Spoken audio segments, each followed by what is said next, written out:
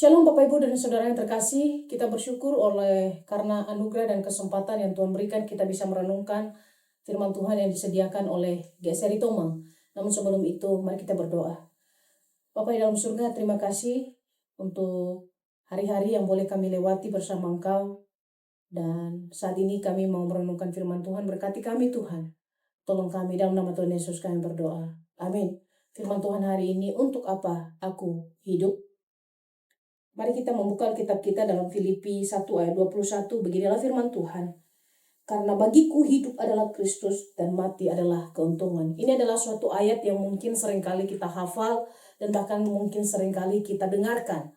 Dan ayat ini mengingatkan kita bahwa setiap orang sedang menulis kisah hidupnya.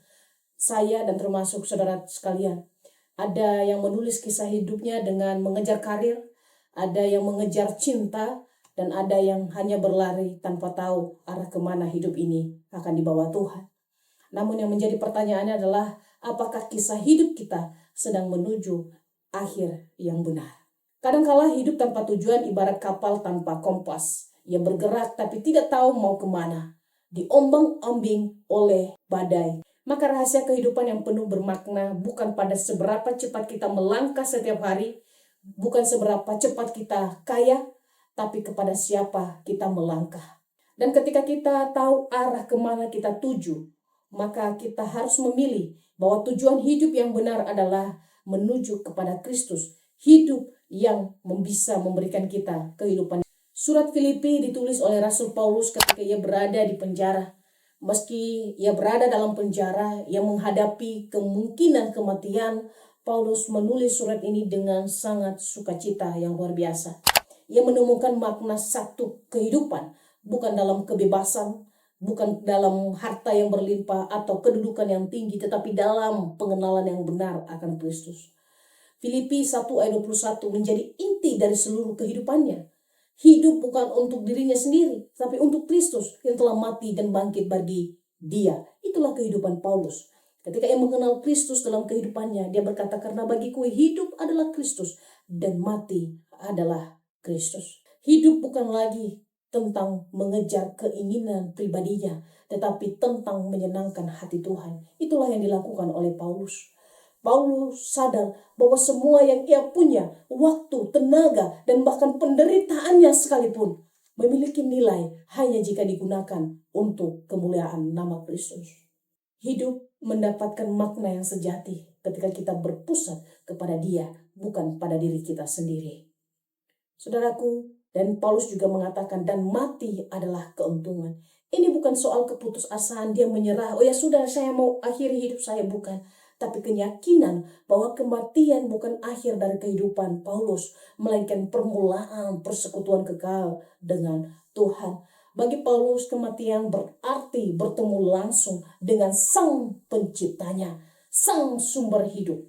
Hidup untuk Kristus membuat kita tidak takut untuk mati, karena kita tahu kemana kita akan menuju.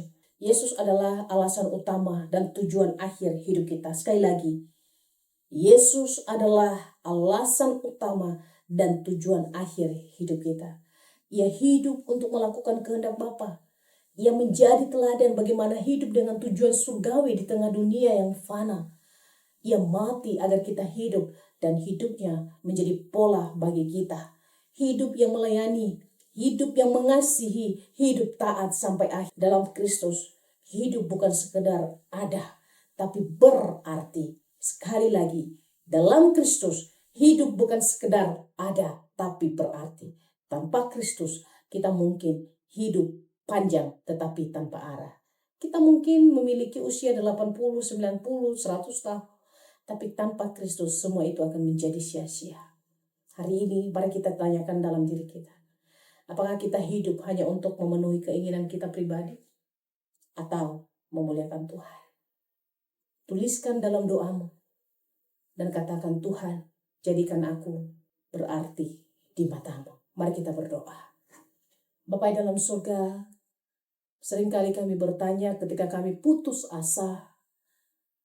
Kami berkata, untuk apa aku hidup?